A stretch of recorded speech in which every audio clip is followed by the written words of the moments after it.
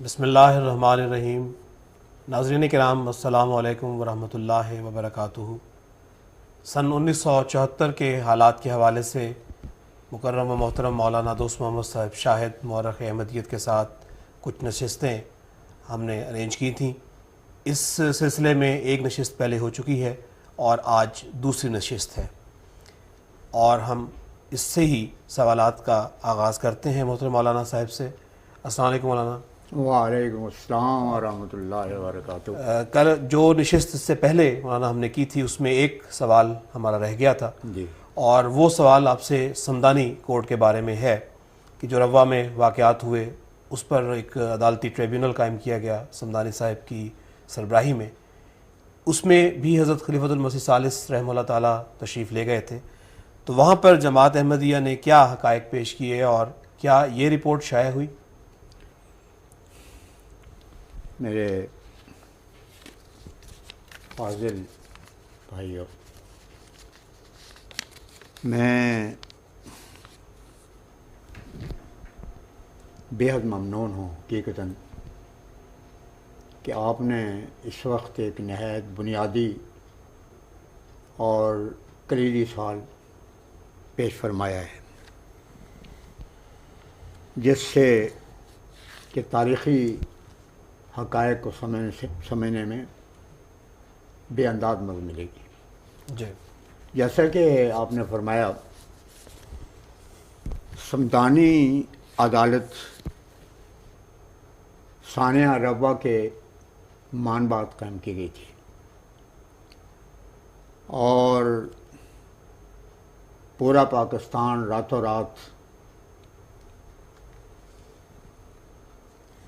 کہ پریس کی جدوجہد سے صبح سویرے آگ اور خون میں گرا ہوا نظر آتا تھا۔ یہ ایک وسیع پیمانے پر کربلا تھی،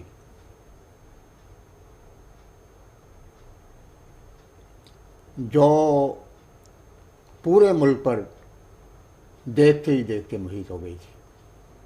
حضور کی طرف سے ارشاد ہوا کہ قاضی محمد نذیر صاحب میرے استاذ اور مولانا غلام علی صاحب سیف وہ میرے استاذ تھے، اور خاکسار کہ وہ سمدانی کورٹ میں وکلاء کی مدد کے لیے فوراً لاہور پہنچے۔ ہم لوگ لاہور پہنچے اور حضرت امیر صاحب لاہور نے حضرت شفقت اللہ تعالیٰ ان کو بہت لمبی عمر بخشے، ان کی زندگی خدمت دین سے ہے، اور وہ اس عظیم خاندان کے چشم و چراغ ہیں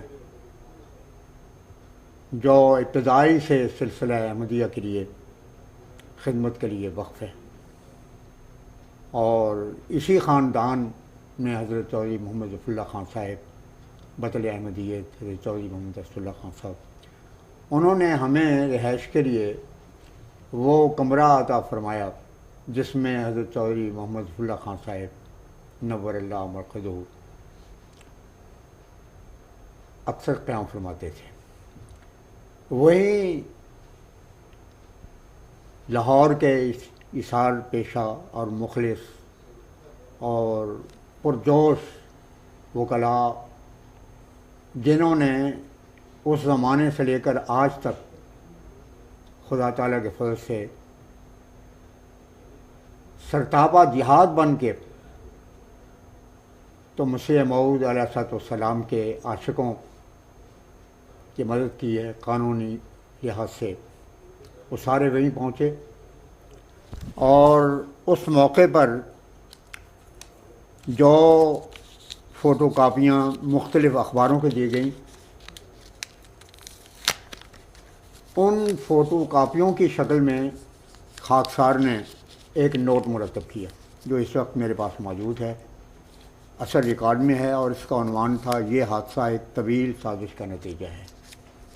اس کے بعد حضرت خلیفۃ المسیح ثالث بھی عدالت میں تشریف لائے، مگر حضور کے پر جو سوالات کیے گئے وہ اس زمانے کے تمام اخباروں میں نمایاں طور پر چھپے ہوئے موجود ہیں، اس کے دہرانے کی بھی ضرورت نہیں ہے۔ اور جو معلومات اس وقت لاہور کے فاضل احمدی وکلاء کی خدمت میں جو کاغذات پیش کیے گئے، اس کا خلاصہ میں بیان کرتا ہوں۔ وہ خلاصہ یہ تھا، یہ بالکل ایسا ہی ہے جس طرح کے وکلاء اپنے کیس کی تیاری کے سلسلے میں بعض چھوٹے چھوٹے نوٹ شامل کر لیتے ہیں اور تشریح ان کے ذہن میں، ان کے دماغ میں ہوتی ہے۔ حضرت شیخ محمد احمد صاحب رحم اللہ تعالیٰ نے ایک دفعہ فرمایا کہ وکیل ہمیشہ کامیاب وہی ہے جو مختصر بات کرے، مختصر تاریخ لکھے، کیونکہ بے وجہ، بے مقصد، بے ضرورت کو ایک لفظ بھی بعض کا وہ سارے کیس کو خراب کر دیتا ہے۔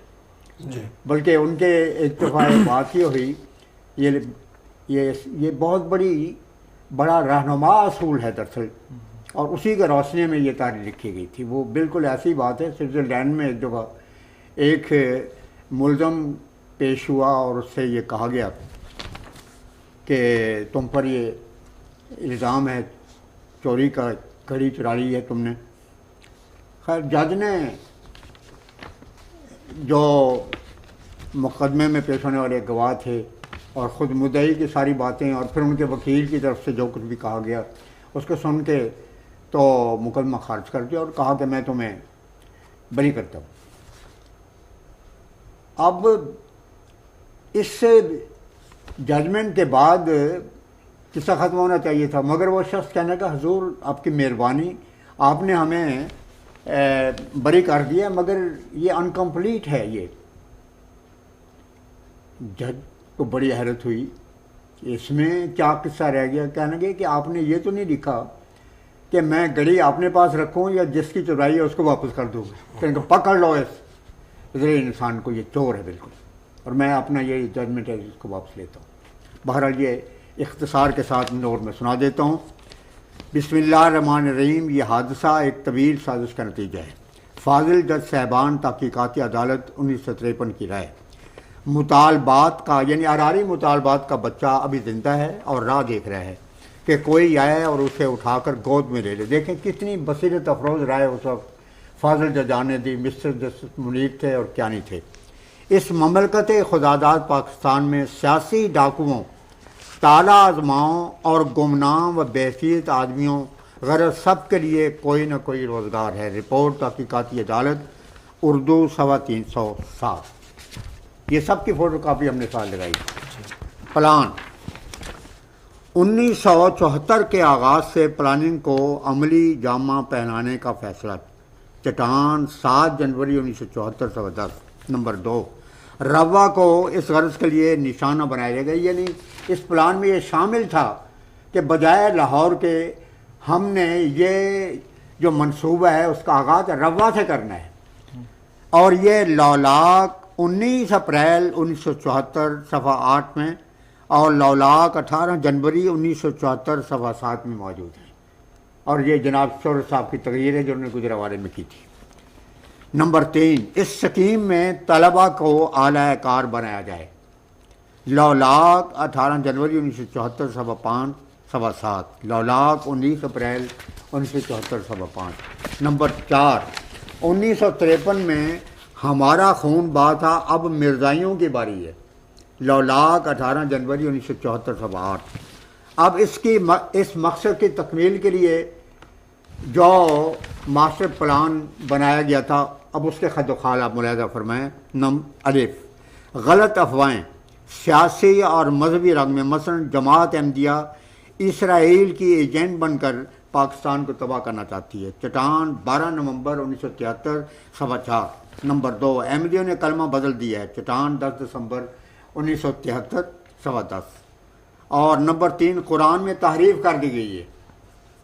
یہ سوال حضور کے سامنے بھی پیش ہوا تھا، وہ اپنے وقت پہ آئے گا۔ یہ جی ترجمان اسلام لاہور 31 اگست 1973 صفحہ 7۔ بے، احمدیوں اور عوام کو مشتعل کرنے کے لیے دل آزار اور غیر احمدیوں اور عوام کو مشتعل کرنے کے لیے دل آزار اور نازیبہ تحریرات۔ چٹان 19 نومبر 1972 صفحہ 18۔ ان سے مقصود یہ تھا کہ احمدیوں کو بھی مستل کیا جائے اور عوام کو بھی مستل کیا جائے۔ ترجمان اسلام 20 جولائی 1973 صفحہ 11۔ چٹان 27 اگست 1973 صفحہ 4۔ چٹان 21 جنوری 1974۔ یہ دیکھیں، یہ وہ قصہ تو 31 یا 30 مئی کو ہوا ہے جی، 22 اور 29 مئی کو، 22 اور 29 مئی کو، اور یہ جنوری 74 ہے۔ پہلا 27 اگست 1973، چٹان 21 جنوری 1974 صفحہ 13۔ اور ایشیا جماعت اسلامی کے ترجمان 24 فروری 1974 صفحہ 5۔ اور چٹان 1 اپریل 1974۔ لولاک 19 اپریل، لولاک جمعیت علماء اسلام کے ترجمان ہے۔ مولانا تاج محمود اس کے ایڈیٹر تھے۔ جی، تاج محمود صاحب اس کے ایڈیٹر تھے۔ اور لولاک کا صفحہ 5-8۔ اس کے یہ ایک اشتعال انگیزی کی فضا تھی جس کے قائم ہونے کے بعد جب یہ بڑھ گئی اور وہ پلان جو کہ روا پلان بنایا گیا تھا، جو استعماری طاقتوں کی سرپرستی میں شاہ فیصل اور بھٹو صاحب اور علماء ہم کی ساز باز کے نتیجے میں تھا، جب یہ پلاننگ اس اصل ماسٹر پلان کے قریب آ گئی تو اس پر پھر سورج صاحب نے اپنے نام کی طرح سورج کی انتہا کر دی کہ اب روا کے تباہ ہونے کا وقت قریب آ گیا ہے۔ یہ ان کا بہت بڑی لمبی نظم ہے جس کا مفہوم یہ تھا کہ اب وقت آ گیا ہے کہ روا کو تباہ کر دیا جائے۔ اب اس کے بعد اس نوٹ میں یہ بتایا گیا کہ پاکستانی پریس نے یہ اعتراف کیا کہ یہ حادثہ ایک طویل سازش کا نتیجہ ہے۔ اخبار جہاں کراچی 12 جون 1974، یہ ذاتی نوٹ تھا۔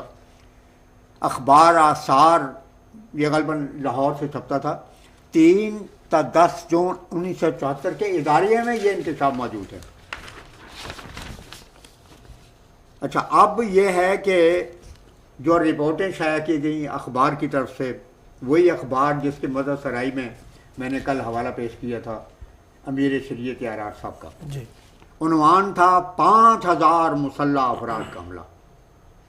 یعنی چند طالب علم وہ تھے اور چند وہ تھے، میں اپنے دفتر میں بیٹھا ہوا تھا، ساری جماعت کے افراد اپنا اپنا کام کر رہے تھے، اور یہ چند افراد میں سے کوئی ہوگا۔ پہلے تو یہ بنایا گیا کہ یہ مرزا ناصر احمد صاحب کی شرارت ہے۔ جب حضور کی وفات ہوئی تو پھر کتابیں جو چھپی اس میں حضرت خلیل المسیح رابع کا نام لیا گیا کہ یہ ساری پلاننگ ان کی تھی، کیونکہ اسد امیر المومنین خلیل المسیح ثالث خلیفہ تھے، تو اس وقت ٹارگٹ حضور کی شخصیت کو بنایا گیا۔ جب حضور خلیل المسیح رابع تحت خلافت پر خدا کی طرف سے جلوہ گر ہوئے تو پھر ان ظالموں نے خلیل المسیح رابع کا نام تھا۔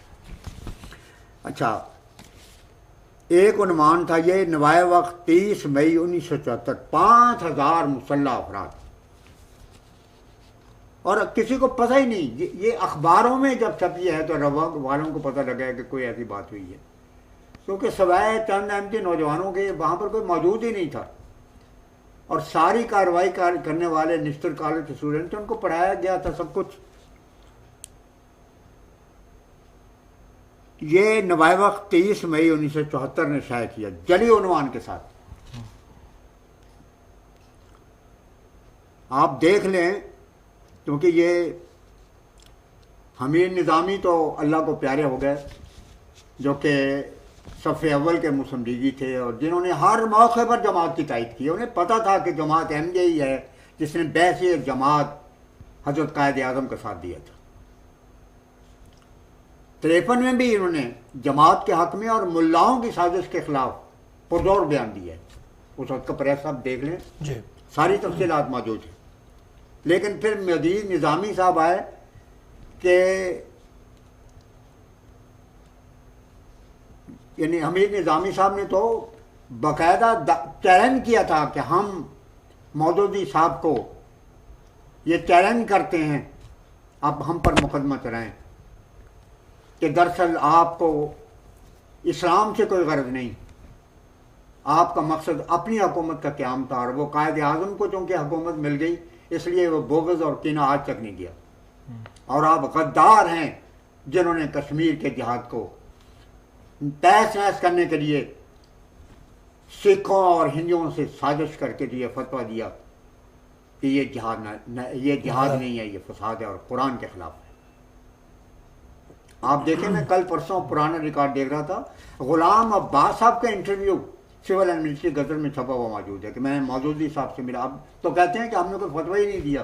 جب 53 کی بات تھی تو پیش کرنے کے لیے جب میں نے کوشش کی تو وہ پرچہ ترجمان قرآن کا جون 1948 کا، جس میں کہ کشمیر کے متعلق وہ فتویٰ تھا کہ جب تک ہمارے معاہدات ہیں انڈیا کے ساتھ عزل قرآن، ہم کوئی مسلح کارروائی نہیں کر سکتے، یہ کہیں بھی نہیں مل سکا۔ حتیٰ کہ وہ جو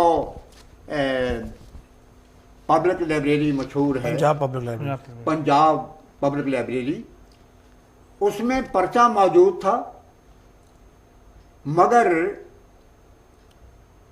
وہ صفحے عنوان یہ تھا کہ مسئلہ کشمیر، عنوان میں زیب عنوان یہ چیز رکھی گئی تھی، مگر آگے جو دیکھا تو وہ صفحے غائب کر دیے تھے ان حضرات نے، مجاہدین جماعت اسلامی نے۔ آخر اللہ نے فضل کیا، وہ ہمیں مل گیا، وہ سامنے پیش کیا۔ تم ہمیں نظامی نے چیلنج کیا کہ تم غدار ہو۔ سول ملٹری غزل وہ مجھے بعد میں ملا، ترجمان قرآن وہ اب بھی میرے پاس موجود ہے۔ تو ایک تو وہ حمید نظامی کا زمانہ تھا، ایک مجید نظامی آئے جو کہ پڑھ رہے تھے اس وقت جب کہ فوت ہوئے جناب حمید نظامی، اللہ تعالیٰ ان کی مغفرت فرمائے، بہت شیر دل انسان تھے، جماعت سے بہت ہی محبت رکھنے والے، بہت ہی پیار رکھنے والے، کیونکہ وہ جانتے تھے کہ یہی جماعت ہے فقط جس نے اپنے امام کی اطاعت میں سر بکف ہو کے دیوانہ وار جہاد پاکستان میں حصہ لیا ہے۔ بہرحال لیکن مجید نظامی صاحب وہاں پڑھے تھے، ان کو شروع میں ہی گرفت کر لیا تھا جماعت اسلامی نے۔ یہاں پر آئے تو پھر ہر حرکت جو ہوئی، جو اداریے لکھے گئے، آج سے لکھے جا رہے ہیں، جماعت اسلامی کی روح اس کے اندر شامل ہے۔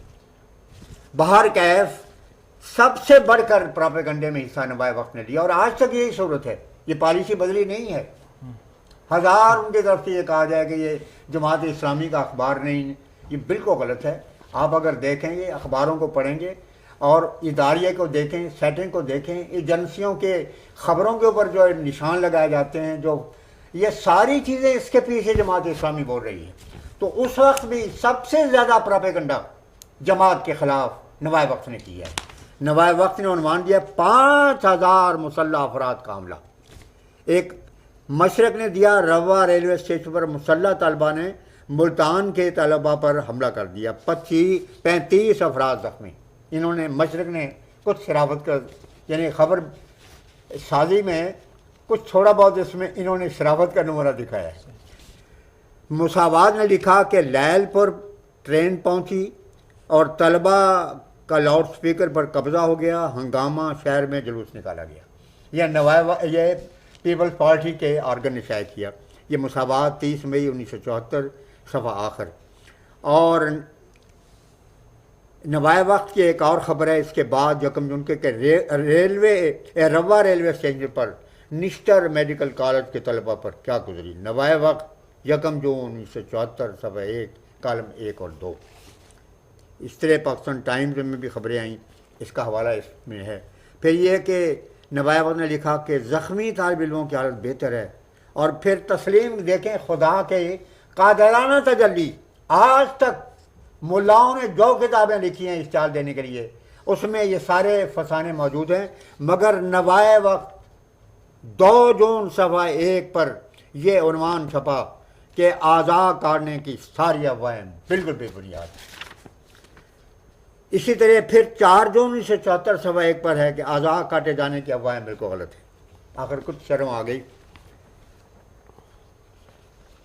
ایک خبر نوائے وقت نے دی کہ تحریک استقلال کے کارکن قادیانیوں کے خلاف تحریک میں بھرپور حصہ لیں۔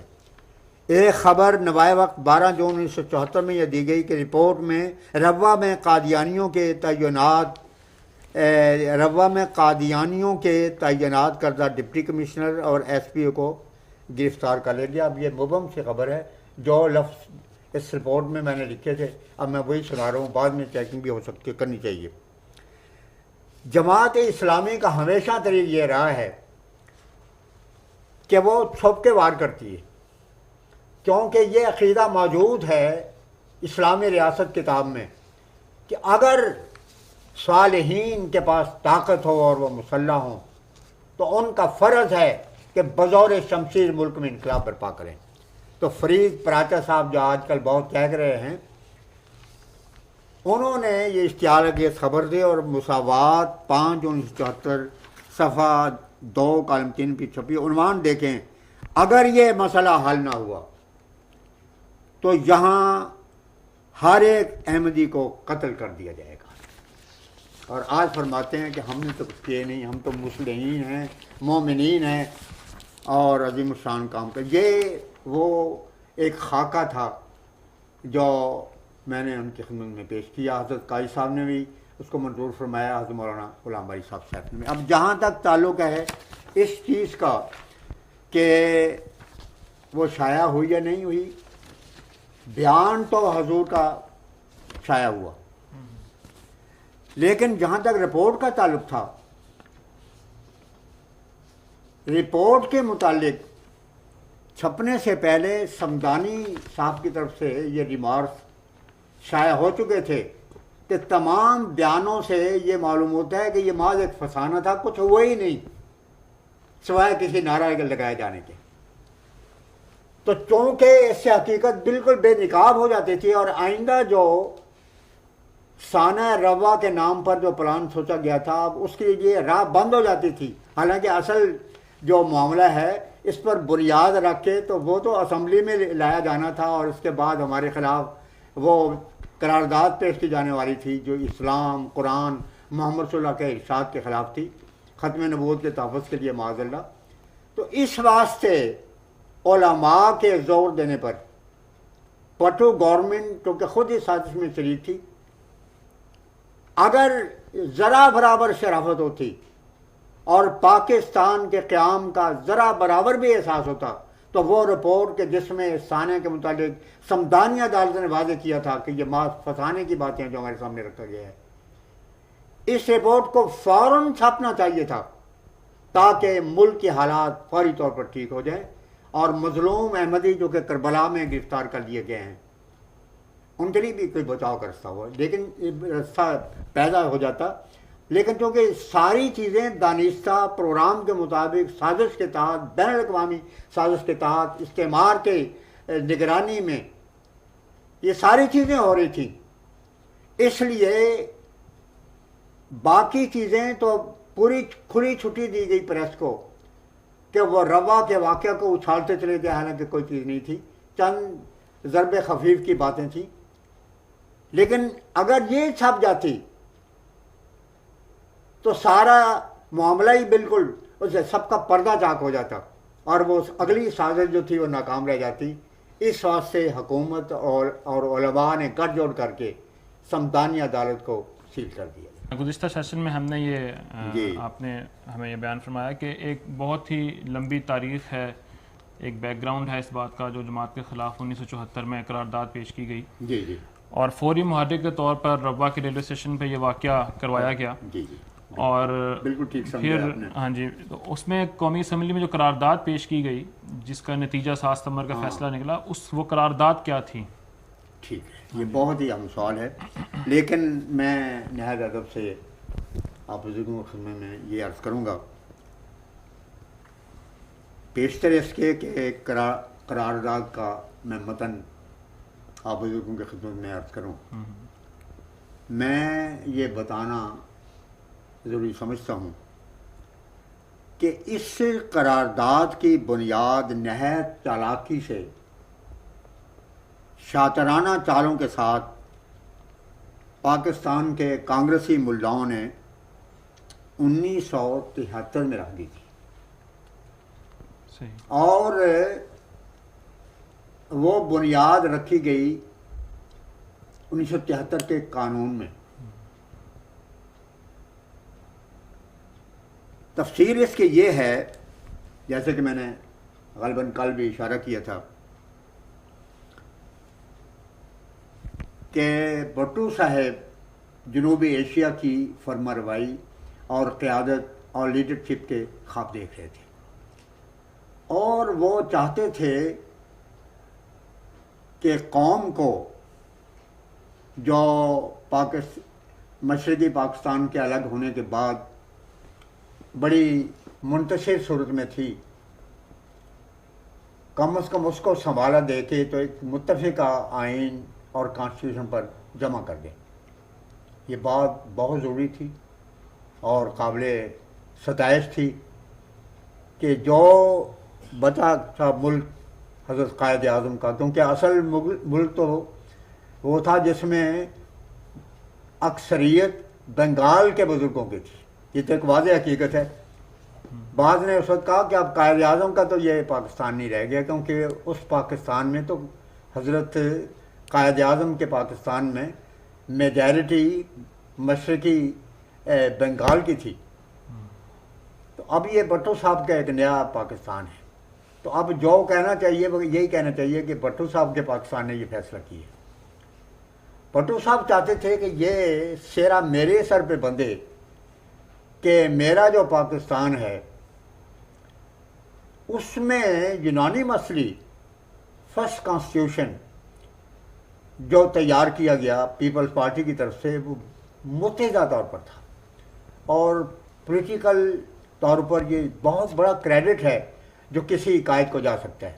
بہت کم ملکوں کے لیڈروں کو یہ اعزاز حاصل ہے، کیونکہ اپوزیشن موجود ہوتی ہے، میجارٹی پر عام طور پر فیصلے ہوتے ہیں۔ قانون بہت کم ہیں جن کے متعلق یہ کہا جا سکتا ہے کہ وہ متفق کے طور پر ان کے ریزولیوشن رکھے گئے اور اس کے بعد پھر ان کو منظوری دی گئی اور پھر وہ قانون بنے۔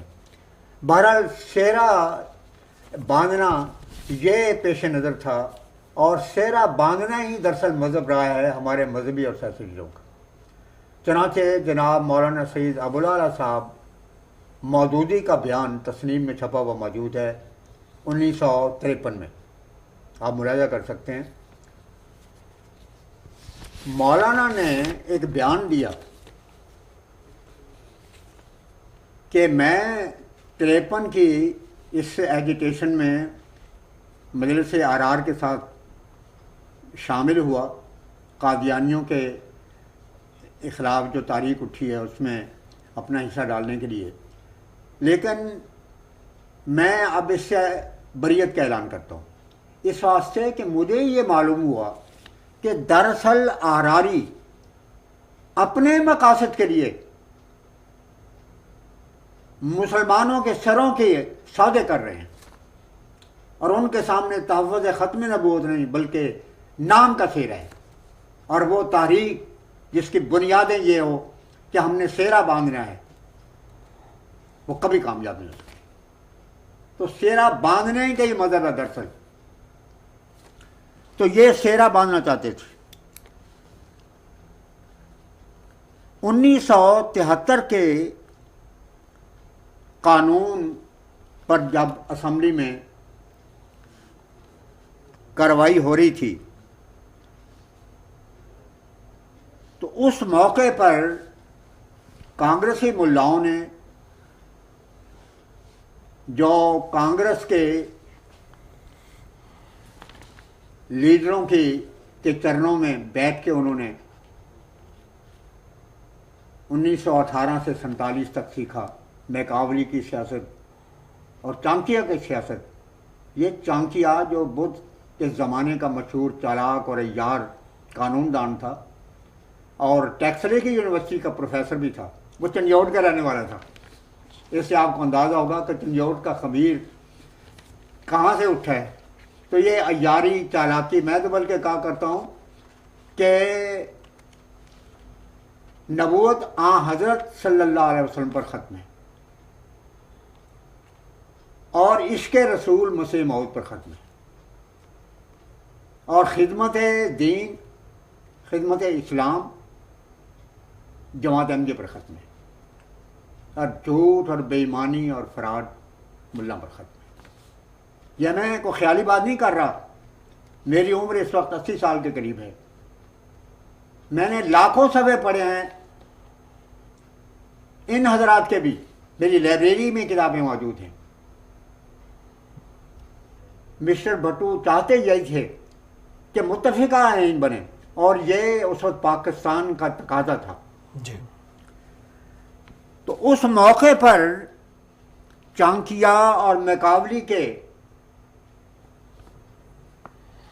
ان بروز ملاؤں نے اب نہایت چالاکی اور عیاری اور مکاری کے ساتھ اپوزیشن کے لیڈروں پر زور ڈالا کہ بھٹو صاحب سے اتنا تو ضرور کیا جائے، جب آئین میں ہم نے یہ شامل کر دیا ہے کہ یہ مسلم مملکت ہے، اور اس بات پر بھی ہم متفق ہو چکے ہیں کہ بحیثیت مسلم مملکت کے آئینی لحاظ سے پاکستان کا صدر اور پاکستان کا وزیر اعظم مسلمان ہی ہو سکتا ہے، تو یہ ایک مسلمات میں سے ہے. تو اس کے آخر میں اپینڈکس کے طور پر وہ حلف بھی ہونا چاہیے کہ جس میں یہ دونوں حلف اٹھائیں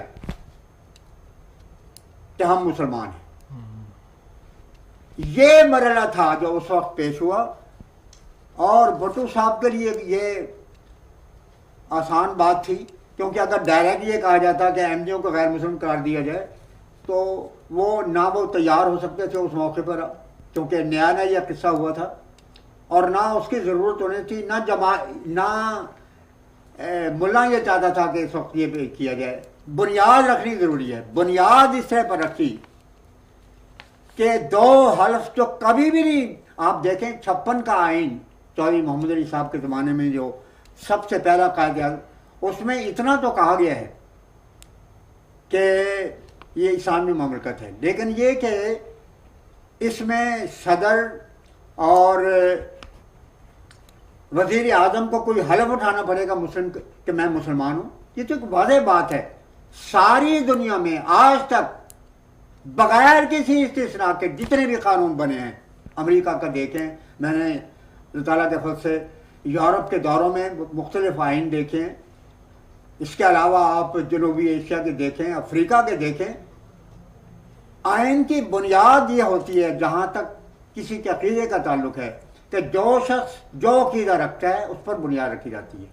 بلکہ محمد عربی نبیوں کے سردار رسول پاک صلی اللہ علیہ وسلم نے مدینہ میں جو سب سے پہلی مردم شماری کیے جانے کا ارشاد فرمایا، مسلم کی روایت موجود ہے کہ ما یلفظ بہ الاسلام، کہ مدینہ کی اسلامی حکومت میں ہر شخص کو مسلمان کے طور پر اس کو رجسٹر کیا جانا چاہیے جو اپنے سے اسلام کی طرف منسوخ ہوتا ہے. اب ساری دنیا میں یہ قاعدہ ہے، تو اس واسطے براہ راست ہونے چاہتے تھے لیکن بنیاد رکھنا چاہتے تھے.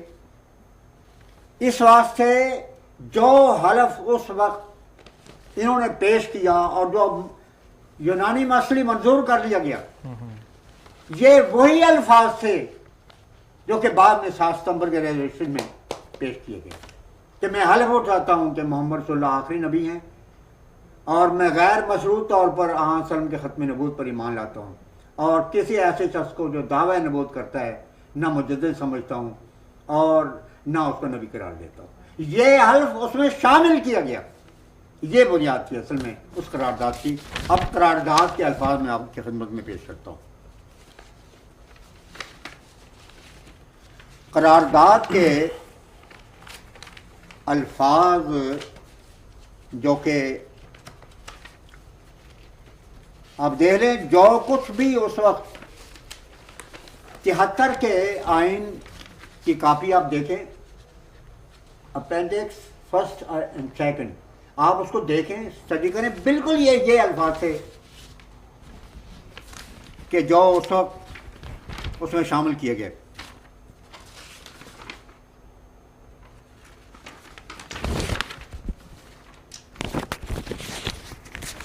اب قرارداد کے الفاظ،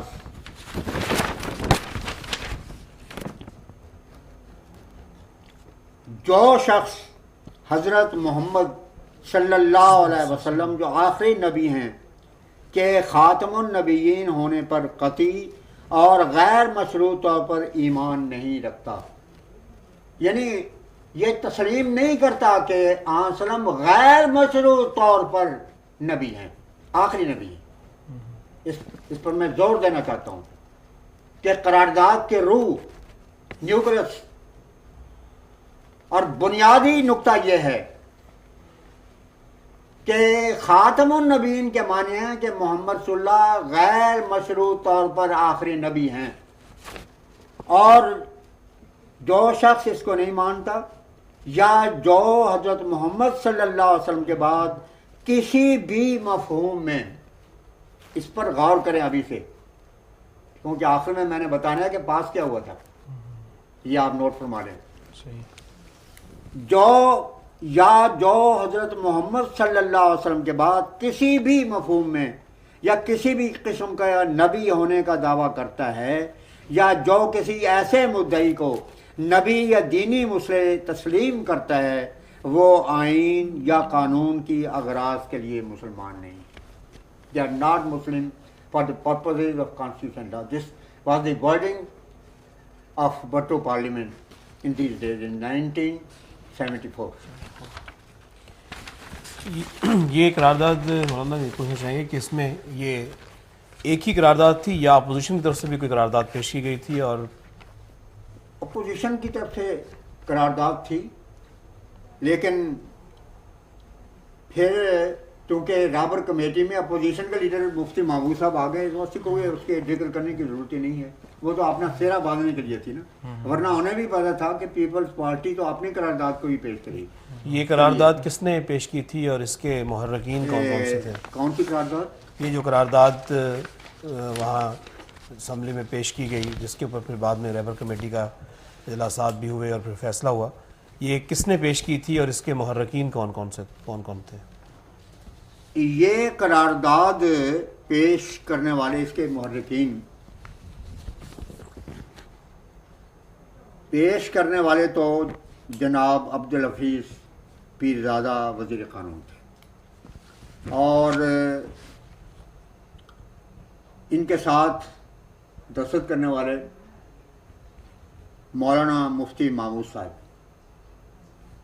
مولانا یہ جمعیت علماء اسلام کے سربراہ، مولانا شاہ نورانی صدیقی صاحب جمعیت علماء پاکستان کے، اور جناب پروفیسر غفور احمد صاحب جماعت اسلامی کے رہنما، جناب غلام فاروق صاحب، جناب چودھری ظہور الہی صاحب، کسی تعارف کے محتاج نہیں، جناب سردار مولا بخش سومرو صاحب، تو یہ محرکین تھے۔ لیکن میں آپ کو ایک بات ضرور اس موقع پر، اگر آپ عذر شفقت اور ذرا نوازی اجازت دیں، تو اس میں مزید ایک بات ضرور کہنا چاہتا ہوں۔ وہ بات یہ ہے کہ، اور یہ بڑی حیرت کی بات ہے کہ یہ قرارداد جو پیش کی گئی، اس میں سب سے زیادہ پرجوش مفتی محمود تھے، دیوبندی عالم، حالانکہ بانی دیوبند حضرت مولانا محمد قاسم صاحب نانوتوی نے 1880 میں، یعنی جماعت کے قیام سے بھی 9 سال پہلے، ان کی وفات 1880 میں ہوئی ہے، اور تاجر الناس بھی اسی زمانے میں سرکار پریس سہارنپور سے چھپی، اور مختلف ایڈیشن چھپ چکے، میرے پاس کوئی قریباً 10 اس کے ایڈیشن موجود ہیں۔ اس میں لکھا ہے آپ نے کہ عوام تو یہ سمجھتے ہیں کہ خاتم النبیین کے معنی آخری نبی کے ہیں، مگر یہ عوام کے معنی ہیں، کیونکہ آخر میں آنا کوئی خوبی کی بات نہیں ہے۔ مثلا آپ دیکھیں بہادر شاہ ظفر، یہ میں مثال دے رہا ہوں ضمنی طور پر، یہ آخری بادشاہ تھا، تو یہ ساری دنیا میں سب سے زیادہ معزز ہے، جس نے بیڑا غرق کر دیا مغلیہ خاندان کا، زبان سے کہہ نہیں سکتا کسی کا باپ ہوں میں، کہ اپنی نسل کے فکرے کا فل سٹاپ ہوں میں۔ تو مولانا کہتے ہیں یہ غلط ہے، یہ عوام کے معنی ہیں۔ علماء کے معنی آگے چل کر لکھتے ہیں کہ معنی یہ ہیں کہ ما کان محمد ابا احد من رجالکم ولکن رسول اللہ وخاتم النبیین۔ فرمایا کہ محمد عربی صلی اللہ علیہ وسلم، تو مردوں میں سے کسی کے باپ نہیں ہیں، اگر خدا اتنا ہی فرماتا، یہ تشریح بریکٹ میں کر رہا ہوں، الفاظ آگے آ رہے ہیں مولانا قاسم کے، اگر اتنی بات ہی جناب الہی کی طرف سے قرآن میں مذکور ہوتی تو پھر یہ تو دراصل ایک جیت تھی کفار کی، کیونکہ قرآن کہتا ہے کہ انا آتینا کل کوثر فصلی لربک ونحر انا شانئک هو الابتر، کہ یا رسول اللہ آپ ابتر نہیں ہیں، ابو جہل ابتر ہے، ابو لہب ابتر ہے، عتبہ شیبہ یہ بد سگال جو کہ اسلام کے بدترین معاند ہیں، عرش پر ان کو ابتر قرار دیا گیا ہے۔ تو اتنے لفظ کے ساتھ تو دراصل یہ ٹکراؤ ہو جاتا تھا۔ اللہ تعالیٰ نے اس کا جواب دینے کے لیے کہ ہاں حضرت صلی اللہ علیہ وسلم ابتر نہیں ہیں، دو جواب دیے ہیں، وَلَٰكِن رَسُولَ اللَّهِ وَخَاتَمَ النَّبِيِّينَ۔ مولانا قاسم کہتے ہیں کہ لیکن استدراک کے لیے آیا ہے۔ ایک بہت بڑا اعتراض پیدا ہو سکتا تھا جس کے جواب کے لیے خدا نے دو لفظ استعمال کیے ہیں، اور واو عاطفہ ہے، اس کے معنی یہ ہے کہ جس غرض کے لیے رسول اللہ کا لفظ آیا ہے وہی غرض حضرت کو خاتم النبیین بنانے کی غرض کے لحاظ سے بتایا گیا ہے۔ اور وہ کیا چیز تھی؟ بتانا یہ مقصود تھا کہ حضور ابتر نہیں ہیں، آپ باپ ہیں۔ اس کے جواب کے لیے مولانا قاسم نے وہاں پر لکھا ہے کہ اللہ نے سب سے پہلے رسول اللہ کا لفظ استعمال کیا، اور یہ حقائق ببانگ دول دنیا کے سامنے رکھے کہ یہ ٹھیک ہے کہ ظاہری اور مادی طور پر حضور صلی اللہ علیہ وسلم تم میں سے کسی مرد کے باپ نہیں ہیں، کیونکہ حضرت ابراہیم تو چھوٹے تھے اس وقت، بعد میں 2 سال کے بعد وفات بھی پا گئے۔ تو فرمایا مردوں میں سے، یعنی جو بالغ مرد ہیں، کوئی بھی آپ کا بیٹا نہیں ہے، مگر آپ ابتر ہرگز نہیں، آپ باپ ہیں۔ کس شان کے باپ ہیں؟ اسی شان کے جس طرح کے خدا کے رسول اپنی امتوں کے باپ ہوتے ہیں، وَلَٰكِن رسول اللہ، جس طرح آدم اپنی امت کے باپ تھے، جس طرح ابراہیم اپنی امت کے باپ تھے، جس طرح حضرت موسیٰ علیہ السلام اپنی امت کے باپ تھے، محمد رسول اللہ بھی اپنی امت کے باپ ہیں، اور ہر امتی جو قیامت آئے گا وہ محمد رسول اللہ کی اولاد بھی سمجھے گا۔ لیکن اگر اتنے ہی ہوتا تو پھر زیادہ سے زیادہ دنیا پر یہ بات بے نقاب ہوتی کہ رسالت کا جو مقام باقی نبیوں کا ہے وہی مقام محمدیت ہے۔ خدا نے اس کا رد کرنے کے لیے خاتم النبیین کا لفظ استعمال کیا ہے، اور مولانا حضرت محمد قاسم نانوتوی یہ فرماتے ہیں کہ اس میں بتایا گیا ہے کہ باقی نبی امتیوں کے باپ تھے اور محمد مصطفیٰ نبیوں کے بھی باپ تھے، یہ معنی ہے خاتم النبیین کے۔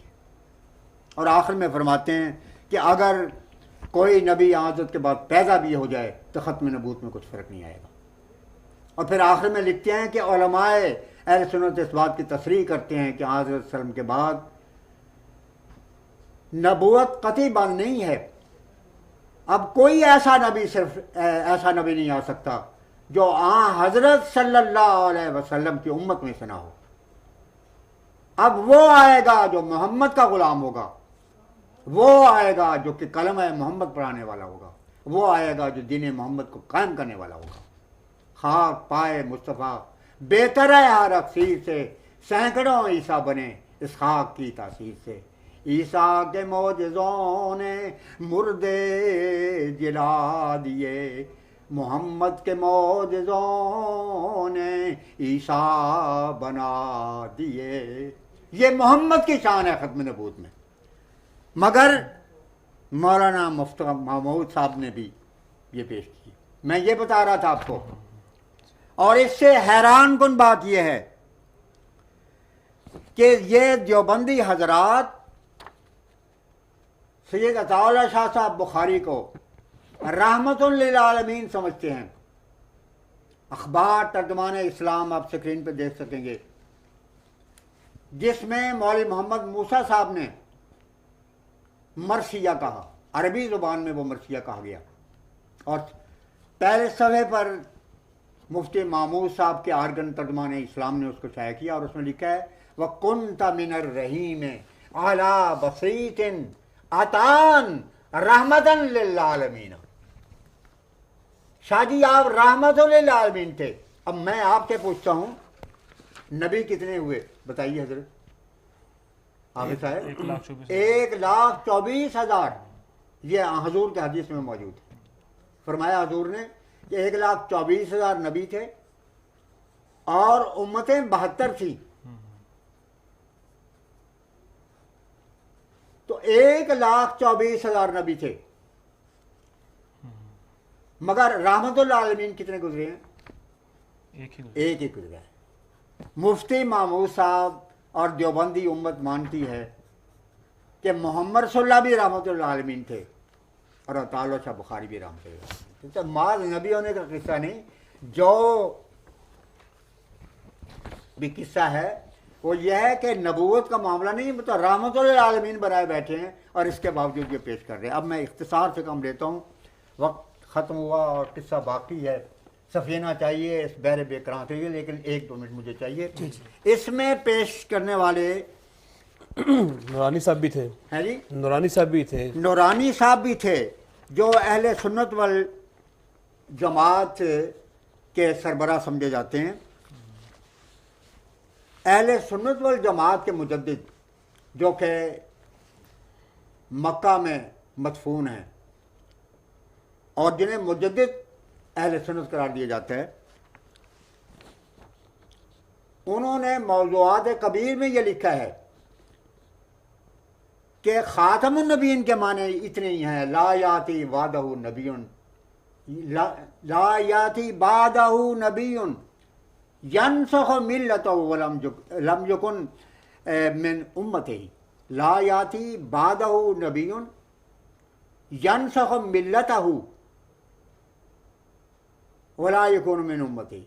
इसके माने एक ही हैं खातमुन नबीन के कि आपके बाद कोई भी ऐसा नबी नहीं आएगा जो कि हज़रत की शरीयत को मनसूख करे और आपकी उम्मत में से ना, उम्मत ही नबी आएगा जो आएगा मोहम्मद का गुलाम बनकर आएगा। फिर इसमें अहले हदीस भी थे,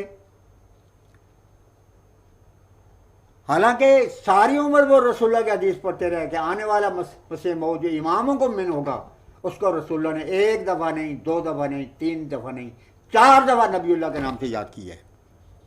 ये मौलाना तो जितने भी 74 में थे और अब तो किस्सा और भी बढ़ गया है, इनमें से कोई भी मौलाना सनाउल्लाह साहब की तरह मसीह मौद का हम असर नहीं था। मौलाना सनाउल्लाह खुद पैदल चल के गए थे बटाले से कादियान तो मसीह मौद की इजाजत के लिए। इस शान के इंसान थे वो। इख्तलाफ अलग चीज़ है, उन्होंने जानदारी और शराफत से इख्तलाफ किया, मुनाजरे भी किए, लेकिन आप हैरान होंगे कि मौलाना ने पाकड़ बुक लिखी है, सनाई पाक बुक, उसमें लिखा है कि मुसलमानों में सबसे आखिरी फिरका जमात अहमदिया है।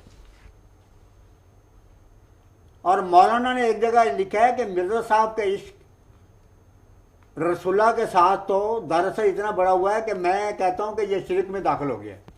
यानी एक ज़माना वो था कि अहले हदीस उलमा के चोटी के सरदार कहते थे कि मिर्ज़ा साहब का जो आशिकाना अशार हैं रसूलुल्लाह के लिए, वो तो दरअसल हम इसको मुशरिकाना समझते हैं। मगर आज की पैदावार जो अहले हदीस हैं वो ये कहते हैं कि आप बानिए जमात अहमदिया तो गुस्ताख थे माज़अल्लाह रसूल पाक सल्लल्लाहु अलैहि वसल्लम। मौलाना सनाउल्लाह साहब अमृतसरी का फतावा जो है मौजूद है, फतावा सनाइया, यहाँ भी छपा है और हिंदुस्तान में भी उसके एडिशन छपे मौजूद हैं। उसमें सवाल है ये कि मेहदी पर ईमान लाने की क्या ज़रूरत है। उन्होंने कहा है कि कुरान कहता है कूनू मा सादिकीन, सच्चों के साथ हो जाओ, और मादी से बढ़कर कौन सच्चा होगा, इसलिए मैं इमाम मेहदी की बैत करना ज़रूरी है। फिर किसी ने कहा कि उनके पीछे नमाज हो सकती है। कहने के बात यह है कि जहाँ तक नमाज होने का ताल्लुक है, अहमदियों के पीछे नमाज जायज़ है। अलबत्ता ये मैं चाहता हूँ कि हमारे उलमा अहले हदीसों के पीछे नमाज पढ़े। इस तरह शरीफ इंसान थे वो। उन्होंने ये नहीं कहा कि गुस्ताख रसूल हैं, उन्होंने ये कहा कि इतनी तारीफ की है कि शिरक की हद तक पहुँच गए। फिर इसमें आखिर में شیعہ حضرات بھی تھے محبان اہل بیت، جن کا عقیدہ ہے کہ حضرت کے بعد 12 امام ہوئے اور امامت کا مقام نبوت سے افضل ہے۔ حیات القلوب پڑھ لیں آپ۔ اور بحار الانوار میں علامہ باقر مجلسی نے یہ کہا ہے والذی ارسل رسولہ بالہدیٰ، یہ آیت کہ آئے گا رسول امت محمدیہ میں دین کو غالب کرنے کے لیے، اس سے مراد قائم آل محمد ہے۔ تو جن لوگوں کا یہ عقیدہ ہو کہ حضرت کے بعد نبی نہیں بلکہ امام بھی آ سکتے ہیں جو کہ نبوت سے افضل ہے، وہ اس قرارداد میں کیسے محرکین میں شامل ہو سکتے تھے؟ لیکن جو کچھ بھی ہوا وہ آپ کے سامنے ہے۔ اور پھر سب سے بڑی بات یہ ہے کہ حضرت شاہ ولی اللہ محدث دہلوی رحمۃ اللہ علیہ چوٹی کے مجدد تھے اپنے زمانے کے، بریلوی، اہل حدیث، جماعت اسلامی، غرض کے شیعہ حضرات کے علاوہ پورا عالم اسلام اس بات پر متفق ہے کہ وہ صاحب کشف تھے، صاحب الہام تھے، مفکر اسلام تھے۔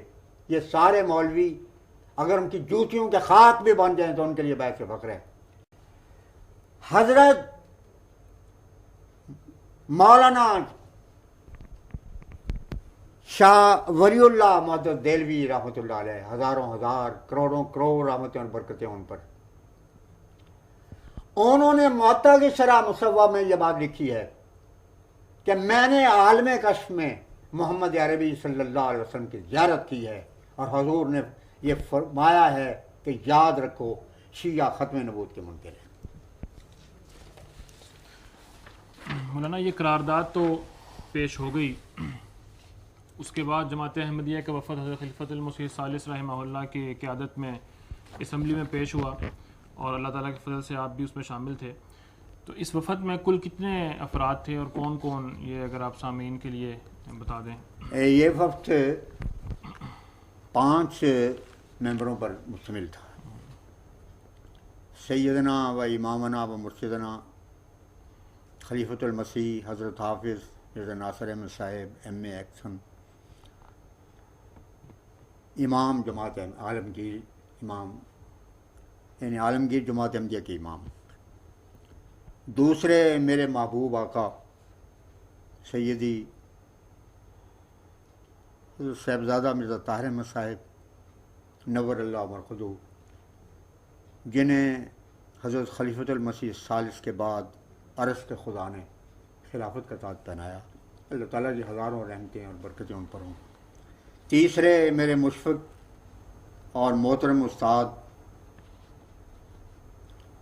جن کا میں ادنیٰ ترین چاکر ہوں، خالد احمدیت حضرت مولانا ابوالعطا صاحب جلندری، مبشر بلاد اسلامیہ، پرنسپل جامعہ احمدیہ، مدیر الفرقان، ایڈیشنل ناظر تعلیم و قرآن۔ اور چوتھے حضرت مہدی دوران کے بے مثال عاشق حضرت منشی ظفر احمد صاحب کپور تھلوی کے لخت جگر، اور سلسلہ کی ایک برگزیدہ شخصیت حضرت شیخ محمد احمد صاحب مظہر ایڈوکیٹ، امیر جماعت احمدیہ فیصل آباد۔ آپ وہ عالمی شخصیت ہیں جنہوں نے حضرت مسیح موعود علیہ السلام کے پیش کردہ نظریہ کی روشنی میں دنیا پر ثابت کیا ہے کہ چونکہ محمد عربی صلی اللہ علیہ وسلم کو آخری شریعت دی جانے والی تھی اور وہ عربی زبان میں دی جانے والی تھی، اس واسطے سب سے پہلی زبان جو کہ الہاماً اللہ تعالیٰ نے حضرت آدم کو سکھائی وہ صرف اور صرف عربی زبان تھی۔ یہ جو پچھلی صدیوں سے مختلف لسانیات کے ماہرین کو کسی سامی زبان کو، کوئی سنسکرت کو کہہ رہا ہے، کسی کی نگاہ میں عبرانی زبان ہے، یہ سب غلط اور بے بنیاد چیزیں ہیں۔ پانیہ جماعت احمدیہ نے فرمایا کہ خدا نے الہاماً زبان پہلی عربی تھی جو سکھائی تھی، اور دنیا پر جب یہ ثابت ہو جائے گا کہ یہ خدا سے کی طرف سے ازلی تقدیر تھی کہ اسی عربی زبان میں آخری شریعت نازل ہو، تو دنیا میں انقلاب عظیم آ جائے گا۔ چنانچہ عجیب بات یہ ہے کہ اللہ تعالیٰ کے فضل سے. اور ہاں یہ میں ذکر کر رہا تھا شیخ محمد احمد صاحب کی تحقیقات کا، ان کی کتابیں چھپی موجود ہیں، اور ایک دھوم مچی ہوئی ہے فرالوجسٹ کی دنیا میں، یہاں تک کہ اخبار پاکستان ٹائمز نے ان کی پہلی کتاب پر عربک ٹریس ٹو انگلش اس پر تجربہ، اس پر یہ نوٹ دیا ہے، بہت طویل ہے، اور اس کو حضرت خلیفۃ المسیح رابع نے اس زمانے میں شائع کیا تھا اپنے بہت معرکۃ الآراء تبصرے کے ساتھ. پاکستان ٹائمز نے اس پہ لکھا کہ آج تک حاتب اللیل کی طرح دنیا اس علم لسانیات کے معاملے میں بیکی ہوئی پھر رہی ہے. اس مرد مجاہد نے ثابت کر دیا ہے سائنسی صداقتوں کی طرح، اور دن چڑھا دیا ہے کہ چونکہ محمد رسول اللہ کو عربی میں آخری شریعت دی جانے والی تھی، اس لیے حقیقت دیا ہے کہ سب سے پہلی الہامی زبان صرف اور صرف جناب الہی کی طرف سے جو سکھائی گئی وہ عربی زبان تھی. ایک عرب نے ہمارے احمدی مجاہد بلاد عربیہ سے یہ بات کی، کیونکہ عرب بھی اب تک عبرانی زبان کو سمجھتے رہے ہیں. اب تو یہاں مفتی محمد شفیع صاحب نے جو منجد کا ترجمہ کیا اس کے دیباچے میں یہ لکھا ہے کہ یہ ثابت شدہ حقیقت ہے کہ ام الالسنہ عربی زبان ہے. یہ انقلاب عظیم اب خدا کے فضل سے ہوا ہے، ورنہ یہ تو اب کسی اور سنسکرت تک کو ماننے والے تھے یہ لوگ. تو ایک عربی فاضل اور ادیب نے یہاں تک کہا ہے کہ احمدی مبلغ سے کہ بانی جماعت احمدیہ کے نبوت ثابت کرنے کے لیے اتنا ہی کافی ہے اگر یہ دنیا میں ثابت کر دیا جائے کہ عربی زبان ہی دراصل سب سے پہلی الہامی زبان ہے. اس شان کی چیز تھی. تو یہ معرکۃ الآراء ریسرچ اسکالر جو کہ مشہور عالم ہیں حضرت شیخ محمد احمد صاحب مظہر، اللہ تعالیٰ کی ہزاروں رحمتیں ان پر ہوں، وہ بھی شامل تھے. بہر کیف آج میں جب آیا ہوں تو آپ نے دیکھا کہ میں زارو قطار رو رہا تھا. وہ زمانہ میرے سامنے آ گیا، خلیفۃ المسیح ثالث کس طرح آگ اور خون کے ان طوفانوں میں خدا کے پہلوان اور شیر بن کر وہاں پر پہنچے ہیں. یہ آپ ہی کا جگر تھا خلیفہ وقت کے کہ ساری جماعت کی قیادت بھی کر رہے ہیں، اس ماحول میں بھی ہیں، اور اس کے بعد پھر اسمبلی کے سامنے بھی جواب دے ہیں، اور اسی وقت جواب دینے کے لیے ارشاد کیا گیا ہے. یہ ساری چیزیں ہیں، اور پھر خدا کی طرف جھکتے ہیں، ساری رات دعاؤں میں گزارتے ہیں، ریسرچ میں گزارتے ہیں.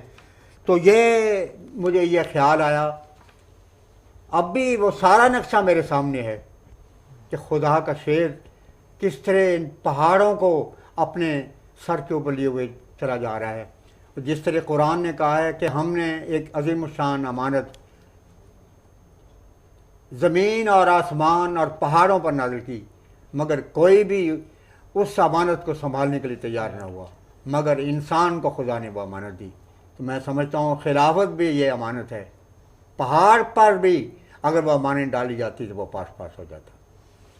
یہ عظیم الشان معجزہ تھا جو کہ حضرت خلیفۃ المسیح ثالث کے ذریعے سے اس وقت دنیا نے دیکھا.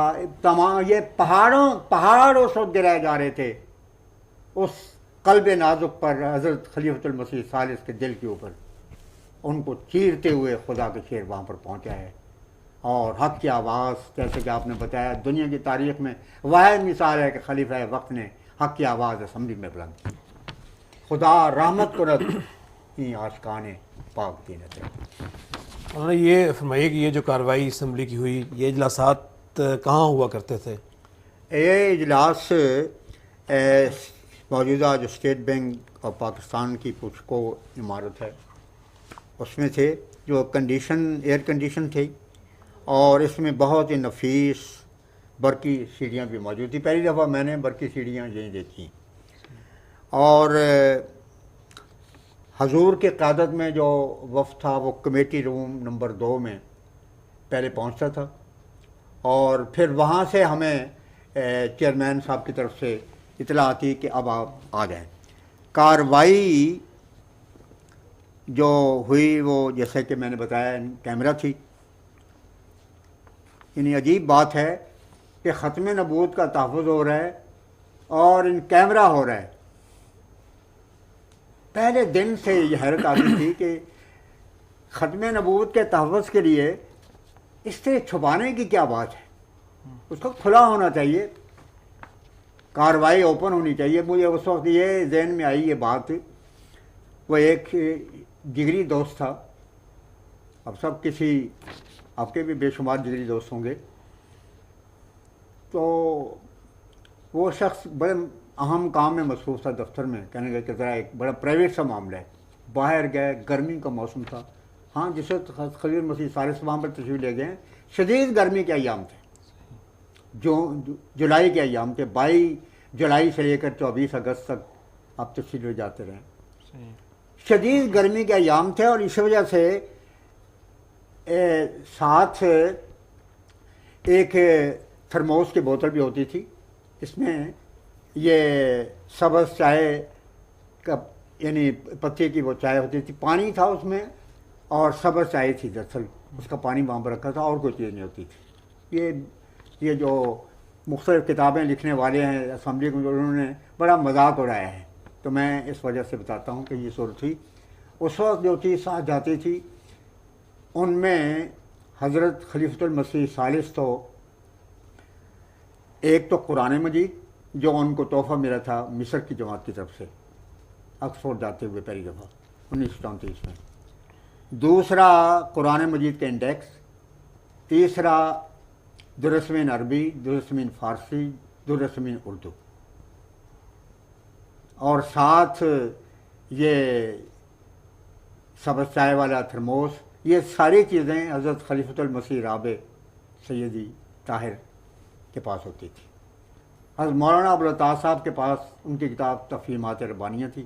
حضرت شیخ محمد احمد صاحب کے پاس یہ تحقیقاتی عدالت کی رپورٹ, اور باقی چونکہ ذمہ داری حوالوں کے نکالنے کی اور کاپیاں لانا, کتابیں دکھانا, اور اس کے علاوہ پھر اعتراضوں کے جواب کے سلسلے میں اخبارات اصل پیش کرنا, اس لیے 3 ٹرک میرے پاس ہوتے تھے. یہ میں نے ضمناً بتا دیا ہے کہ یہ صورت تھی. باقی میں یہ بتا رہا تھا کہ وہ پرائیویٹ طور پر یہ ان کیمرہ کارروائی ہوئی تھی, اور یہ اس کیمرہ کارروائی میں عجیب بات یہ بہت ہی محتاط طریقہ اختیار کیا. ایک تو یہ ان کیمرہ تحفظ ختم نبوت کے لیے یہ ساری کارروائی ہوئی, تو ختم نبوت کا تحفظ کر رہے ہیں جناب. احمدیوں کو کے گھروں کو آگے لگائی جا رہی ہیں تحفظ ختم نبوت کے لیے, شہید کیا جا رہا ہے ختم نبوت کے تحفظ کے لیے, بائیکاٹ کیا جا رہا ہے ختم نبوت کے تحفظ کے لیے. یہ تو کھلم کھلا کیا جا رہا ہے, مگر جو بحث ہو رہی ہے جس میں کہ ختم نبوت کا تحفظ ہے اس کے اوپر پیرے لگے ہوئے. خیر, ہمیں ٹکٹ دیے جاتے تھے. میرے پاس وہ ٹکٹ اب تک تبرکن محفوظ ہے, اور ان کے اوپر مثلا پہلا ٹکٹ ہے اس میں لکھا ہوا ہے, نمبر ہے, اور اوپر لکھا ہے مولانا دوستم صاحب, اور اس کے پچھلی طرف پشت میں انگریزی میں یہ لکھا ہے کہ یہ کسی اور کو نہیں دیا جا سکے گا. تو بہت احتیاط فرمائی تحفظ ختم نبوت کے معاملے میں, ہمارے داخلے کے معاملے میں بھی بہت خطرات تھے. بلایا کس طرح جاتا تھا؟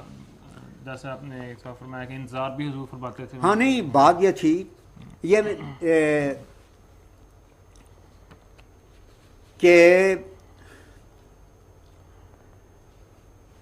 ایک وقت معین تھا جس موقع پر کہ حضور کا قافلہ جو تھا وہ اس وقت کی جو گورنمنٹ کی فورس تھی وہ بھی ساتھ تھی, جماعت کے والنٹیئر بھی ساتھ ہوتے تھے, اور ہم اس خاص معین وقت میں جب کہ اسمبلی کا اجلاس یا رہبر کمیٹی والوں کے ابرے اجلاس روزانہ ہوتے تھے, تو ان اجلاسوں میں تو ہم شامل نہیں ہو سکتے تھے. ہماری شمولیت کا وقت اس وقت ہوتا جب رہبر کمیٹی والے یہ پسند کرتے کہ اب وقت آ گیا کہ ان کو بلایا جائے. پھر ان کا کورم بھی پورا نہیں ہوتا تھا, 40 تعداد ہوتی تھی, ان کا کورم جب پورا ہو جاتا اس وقت تک ہمیں انتظار کرنا پڑتا. پھر وہ کبھی جب کورم پورا ہو جاتا بات 1 گھنٹہ تک بیٹھنا پڑتا تھا. جب یہ محافظین ختم نبوت پہنچتے 40 کی تعداد پوری ہو جاتی, تو اس کے بعد پھر ہمیں اطلاع آتی کہ چیئرمین صاحب آپ کو یاد کر رہے ہیں. تو یہ کمیٹی روم نمبر 2 میں انتظار کرنا پڑتا تھا, اور ٹکٹیں میں نے بتایا کہ ہر ایک کو الگ الگ دی گئی تھی. بڑی احتیاط کی گئی کہ ایسا نہ ہو کہ ازمیہ طاہر احمد صاحب کے بجائے کوئی اور آ جائے. مولانا آج کے اس سیشن کا آخری سوال ہم آپ سے یہ کریں گے کہ اسمبلی میں جب حضرت خلیفۃ المسیح تشریف لے جاتے تھے تو ایوان میں بیٹھنے کی کیا ترتیب ہوا کرتی تھی، وفد کی بھی اور دوسرے جو وہاں پہ چیئرمین صاحب تھے اور دوسرے اپوزیشن وغیرہ کے لوگ تھے؟ بہت ہی پیارا سوال ہے، جزاک اللہ۔ اسمبلی ہال کے ڈائس پر تو رہبر کمیٹی کے چیئرمین تشریف فرما ہوتے تھے، جو پورے ایوان کے اسپیکر بھی تھے، یعنی سررضا فاروق علی صاحب۔ اور ان کے بالکل سامنے دائیں طرف جو کرسیاں تھیں وہ پیپلز پارٹی کے ممبروں کے لیے تھیں، کیونکہ پورا ہاؤس ایک کمیٹی میں راہبر کمیٹی کے نام سے، اب بعض لوگوں نے تو اس وقت راہبر کمیٹی کے بجائے رازن کمیٹی کا، ان عقل کے اندوں کو الٹا نظر آتا ہے، مجنون نظر آتی ہے، لیلا نظر آتا ہے۔ تو بہرحال رازن کمیٹی یا رابر کمیٹی جو بھی تھی، تو ان کے چیئرمین کے سامنے جو چیئرز تھیں دائیں طرف، ان میں پیپل پارٹی کے 30 ممبر جو کہ بطور ممبر کے اس میں شامل کیے گئے تھے رابر کمیٹی کے، وہ تشریف فرما ہوتے تھے۔ اور انہی میں اب تک میری نگاہ میں پیرزادہ عبدالحفیظ صاحب، مولانا کوثر نیازی صاحب اور قیوم خان یہ سامنے بیٹھے ہوتے تھے۔ بائیں طرف جو کرسیاں تھیں وہ مخصوصی اپوزیشن کے 10 ممبروں کے لیے، ان میں مولانا مفتی محمود صاحب، مولانا شاہ احمد خان نورانی اور پروفیسر غفور صاحب، یہ حضرات تھے۔ اور بالکل درمیان میں پیپلز پارٹی کی جو کرسی جہاں سے شروع ہوتی تھی اس کے ساتھ ایڈوکیٹ جنرل اٹارنی جنرل تھے یحییٰ بختیار صاحب۔ تو یہ ترتیب تھی۔ تو یہ میں نے بتایا کہ ڈائس میں چیئرمین، سامنے کرسیاں جو تھیں وہ ایک طرف پیپلز پارٹی کے معزز ممبروں کی تھیں اور دوسرے معزز ارکان اپوزیشن کے تھے، یہ ان کی کرسیاں تھیں، اور ان کے درمیان بہت ہی نفاست اور اہتمام کے ساتھ ایک بڑی میز رکھی گئی تھی وفد کے لیے، جس کے درمیان سیدنا حضرت امیر المومنین خلیفۃ المسیح الثالث رحمہ اللہ تعالیٰ اپنی نورانی شکل کے ساتھ جلوہ گر ہوتے تھے۔ وہ بڑی پرکیف نظارہ تھی، یعنی یہ بات تو میں بعد میں بھی بتاؤں گا، مگر یہاں میں ضرور ذکر کرتا ہوں کہ پہلے دن جب حضور تشریف لے گئے تو شفیق کیسر صاحب مرحوم، جو کہ اس وقت نائب صدر تھے مدرسہ سلطان احمدیہ کے، وہ پیپلز یہ اس وقت کی یہ جو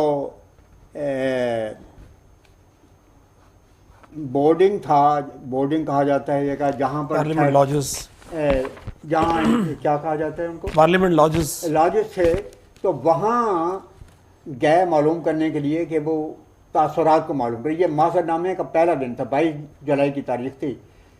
غالباً سوات یا ٹرائبل ایریا کے کوئی ممبر تھے پیپلز پارٹی کے، وہ اس سے پوچھا گیا تو انہوں نے کہا کہ سنا ہے آج امام جماعت احمدیہ کا بھی اسمبلی میں کو بیان ہوا ہے۔ تو وہ پیپلز پارٹی کے ممبر کہنے لگے کہ میں تو خدا کا بھی منکر ہوں، یہ پتہ نہیں کیا ختم نبوت کا چکر ان لوگوں نے چلا دیا ہے، مگر آج مجھے امام جماعت احمدیہ کے کو دیکھ کر یہ یقین ہو گیا ہے کہ کوئی ہستی ضرور ہے جس نے ایسا نورانی چہرہ پیدا کیا۔ تو حضور درمیان میں ہوتے تھے، جی، حضور کے بالکل ساتھ میرے پیارے آقا حضرت امیر المومنین خلیفۃ المسیح رابع، اور نہیں یہ اس بارے میں یہ صاف ہو گیا ہے مجھے یہ کہنا چاہیے کہ حضور کے بالکل ساتھ حضرت شیخ محمد احمد صاحب اپنی کتاب تحقیقاتی عدالت کے ساتھ، اور پھر ان کے ساتھ آگے پہلے نمبر پر حضرت خلیفۃ المسیح رابع تھے، اور حضور کے بالکل ساتھ بائیں طرف حضور کا یہ کفش بردار اور نالائق خادم اور ٹرنک سامنے رکھے ہوتے تھے، اور میرے ساتھ میرے پیارے استاد خالد احمدیت حضرت مولانا ابوالعطا صاحب نور اللہ مرقدہ۔ لیکن یہ ترتیب آخری دن بدل گئی تھی، وہ میں تفصیل وہاں پر بیان کروں گا، وہ اشارہ میں کر دیتا ہوں۔ وہ ترتیب اس لیے بدلنی پڑی کہ آخری دن سے ایک دن پہلے ایک سازش کی گئی، رہبر کمیٹی میں یہ ایک معاملہ پیش ہوا، ہمیں تو کچھ پتہ نہیں تھا۔ تو جس وقت وفد وہاں پر پہنچا تو چیئرمین فرمانے لگے کہ ہمارے اٹارنی جنرل صاحب نے یہ کہا ہے کہ اب تک جو سوالات تھے وہ تو میں صحیح معنوں میں پیش کر سکتا تھا، اب عربی کی عبارتیں ہیں، حالانکہ بالکل فراڈ تک کوئی عربی کی عبارتیں وغیرہ نہیں تھی، یہ جس طرح سازشیں کی گئی تھیں ان سازشوں کا بھی یہ حصہ تھا، اور یہ دراصل ملاؤں کو ایک بڑا آپ سمجھیں کہ قیامت آ گئی تھی اور خلجان تھا کہ یا بھٹو صاحب کے نے کسی سوال کے اوپر ایسی جرا نہیں کی کہ جس سے ان کو ساکت کیا جا سکے، بلکہ کھلم کھلا احمدیت کی تبلیغ ہوئی ہے، اور ہمارے لیے تو کوئی منہ دکھانے کی گنجائش نہیں رکھتی، بہت طنز آمیز طور پر اور بڑے جوش کے ساتھ یہ بتایا گیا اس وقت چیئرمین صاحب کو کہ ہمارے کیس کو تو بالکل ردی کی ٹوکری میں ڈال دیا گیا ہے، اور قطعی طور پر پیپلز پارٹی کا جو انتظام تھا کہ سارے ہم لوگ اپنا سوالات ان کو دے دیں اور وہ ہماری طرف سے پیش کریں، قصہ یہی ہوتا تھا۔ یہ جو بعد میں لکھا گیا ہے نا جی، 300 سوال محض مفتی صاحب نے کیے، 400 سوال نورانی صاحب نے کیے، اتنے ہزار ہم نے کیے، سوال حساب سے کسی نے بھی نہیں کیا، براہ راست کر ہی نہیں سکتے تھے، قانون کے خلاف تھا، اور یہ قانون چھپا ہوا موجود ہے اس زمانے میں، اور نشر کیا گیا تھا کہ سوال کرنے والے صرف یا بختیار ہوں گے جو کہ اٹارنی جنرل ہیں۔ طریقہ سوائے ایک دن کے آسود کھڑے ہو گئے مفتی صاحب ذریعہ البقایا کے لفظ پر، ورنہ ان کو بھی اجازت نہیں تھی۔ سارے سوالات یہ مولوی حضرات جو تھے، محمدیہ پاکٹ بک ایک اور قادیانی مذہب 2 جو الیاس برنی صاحب کی کتاب ہے، اور تیسرا قادیانی مسئلہ جو کہ مودودی صاحب کی کتاب ہے، اور جو سارا چربہ ہے اور خلاصہ کیا گیا قادیانی مذہب۔ تو یہ ان میں سے چند نوٹ کرتے اعتراض اور وہ اٹارنی جنرل کو دے دیتے۔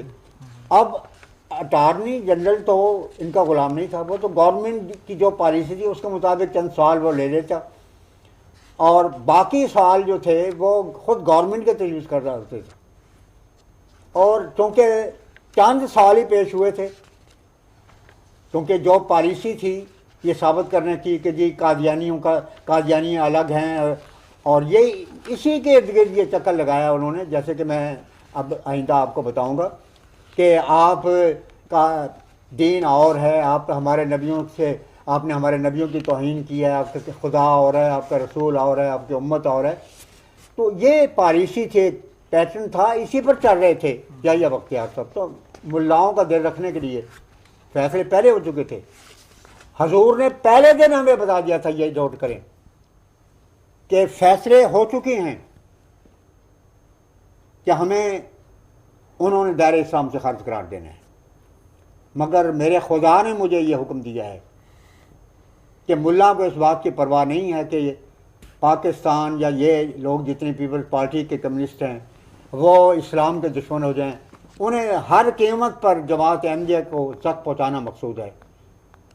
تمہیں اس لیے اجازت دی گئی ہے تاکہ اس رنگ میں جواب دیا جائے کہ جو اسلام کے دور جا رہے ہیں وہ اسلام کے قریب آ جائیں، اور ایسا اثر ہو کہ اسلام کا جو سچا علم بردار ہے اس نے اسلام کی عظمت اور شوکت کو یہاں قائم کرنا ہے، تاکہ ملا کے اس روش کی وجہ سے جو خدا کے اور مصطفیٰ کے منکر ہو رہے ہیں وہ نقصانی کر سکے۔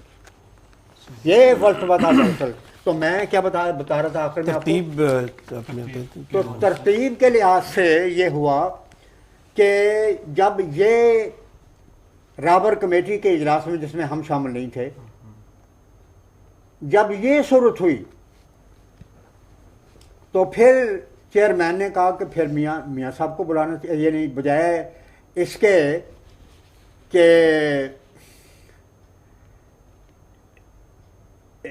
کیا جائے یا بختیار کو آخری دن بطور ایڈوکیٹ جنرل کے پیش کیا جائے، حالانکہ یہ بالکل قانون کے خلاف تھا اور وہ نشریہ کے خلاف تھا، اعلان کے خلاف تھا، لیکن ملاؤں کے زور دینے کی وجہ سے انہوں نے کہا کہ اچھا پھر سوال کرنے کے لیے کسی مولوی کو پیش کیا جائے اور اٹارنی جنرل جو ہے وہ اس وقت صرف بیٹھنے والوں میں شامل ہو۔ یہ فیصلہ ہوا تاکہ وہ داغ جو لگ چکا تھا ملا کو، اور جو فتح و ظفر کا پرچم خلیفۃ المسیح الثالث کے زبان مبارک کے ذریعے سے لہرایا جا چکا تھا اور ہر ممبر اس کو اپنی آنکھوں سے دیکھ رہا تھا حقیقت کے لحاظ سے۔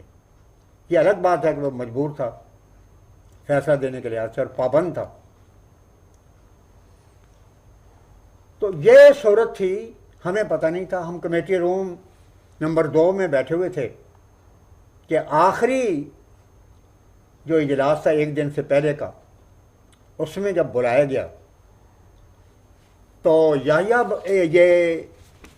بختیار صاحب کھڑے ہو گئے اور کہنے لگے کہ بات یہ ہے کہ اب تک تو اٹارنی جنرل کی حیثیت سے میں آپ کے خدمت میں سوالات پیش کرتا رہا ہوں، میں عربی دان نہیں ہوں، انگریزی بول سکتا ہوں۔ حقیقت یہی تھی کہ شروع میں سوال و جواب کا سلسلہ انہوں نے انگریزی میں ہی شروع کیا تھا۔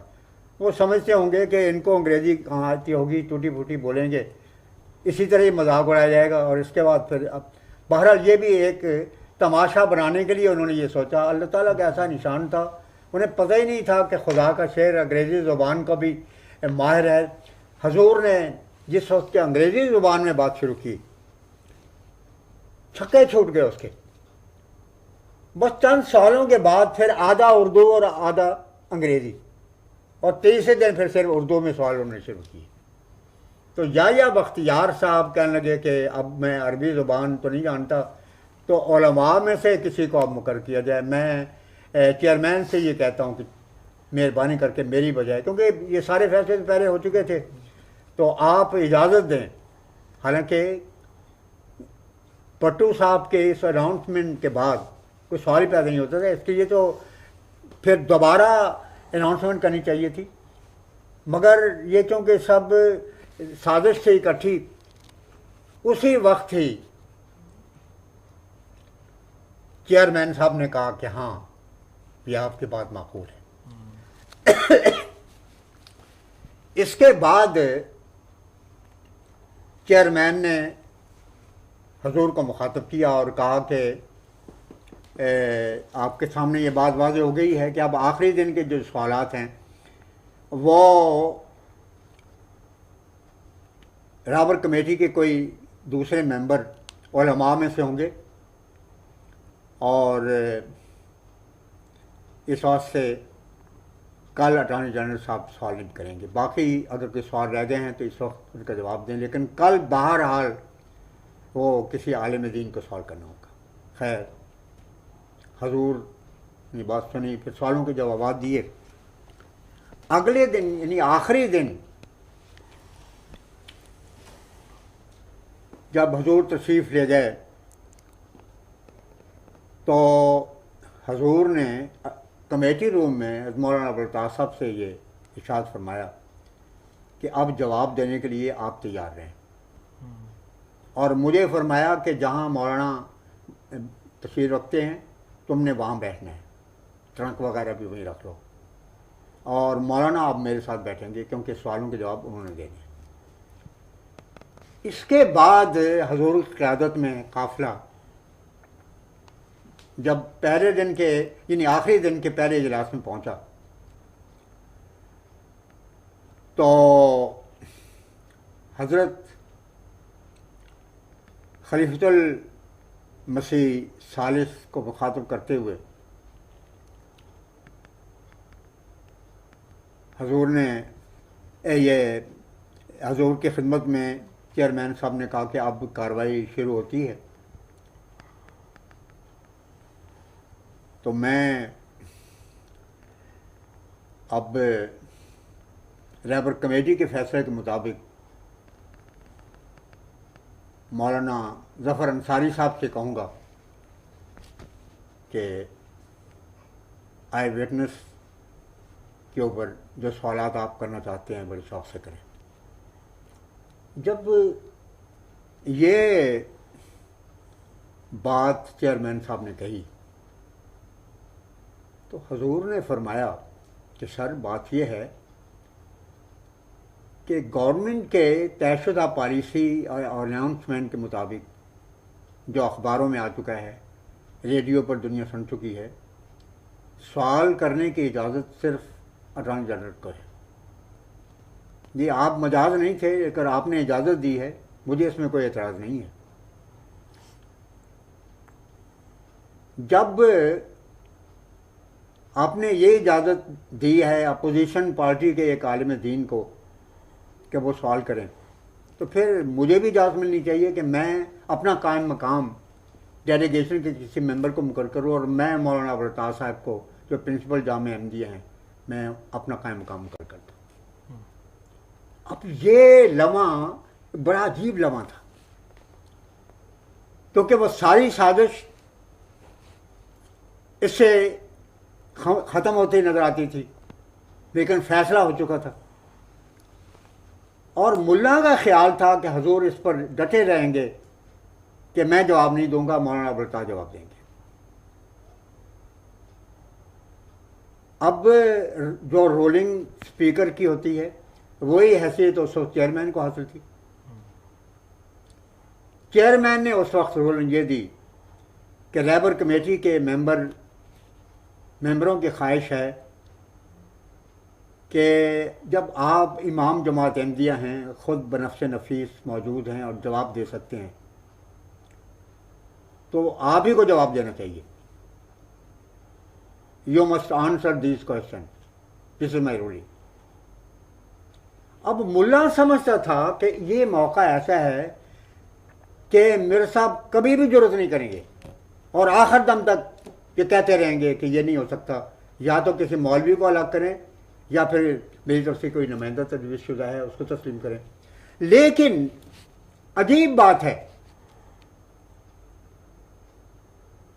کہ اس وقت بغیر کسی تعامل کے حضور نے جو خود ہی جاتے ہی اپنا مائک اپنے سامنے رکھا تھا، وہ مائک مولانا ابوالعطا صاحب کے سامنے پہلے جو رکھا گیا اس کو خود اٹھایا اور اٹھانے کے بعد اپنے سامنے رکھا اور فرمایا کہ بالکل ٹھیک ہے، اگر ہاؤس یہی چاہتا ہے تو اللہ تعالیٰ کی طرف سے میں ہی جواب دوں گا.